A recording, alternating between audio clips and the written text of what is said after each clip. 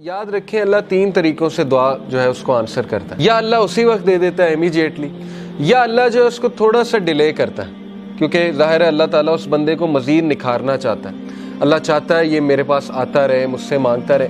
یا اللہ اس کو اس کا رد بدل ایسا دے دیتا ہے کہ اس کو سکون آ جاتا ہے. اللہ تعالیٰ سے جب مانگنا ہے تو تگڑا بن کے مانگنا ہے، اتنا توکل، اتنا بلیف ہونا چاہیے. یہی تو مومن کی مثال ہے. مشرک کی مثال کیوں اللہ نے کہا ضعیف ہے مانگنے والا؟ کیونکہ اس کے ہارٹ میں ڈاؤٹس ہیں، اس کو مانگنا ہی نہیں آ رہا ہے، اس کو پتہ ہی نہیں ہے میں نے مانگنا کیسے.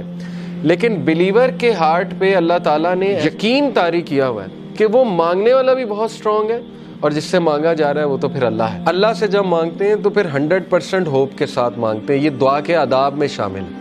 اللہ کے نبی صلی اللہ علیہ وسلم نے فرمایا تمہاری دعا تب تک قبول ہوتی رہے گی جب تک تم یقین سے مانگو گے. جیسے اس میں تھوڑا سا ڈاؤٹ آ گیا، جیسے اس میں یہ بات آ گئی کہ پتہ نہیں اللہ کرے گا نہیں کرے گا، تو وہ دعا پھر فالٹی دعا ہے، اس میں پھر کمی ہے. اس دعا میں اس میں پھر بہت زیادہ یقین آنے کی ضرورت ہے. تو اس لیے ان چیزوں پہ ورک کرنا چاہیے. دیکھیں ویلیو ایڈڈ چیزیں یہی ہے کہ اپنا یقین بڑھاؤ، اپنا توکل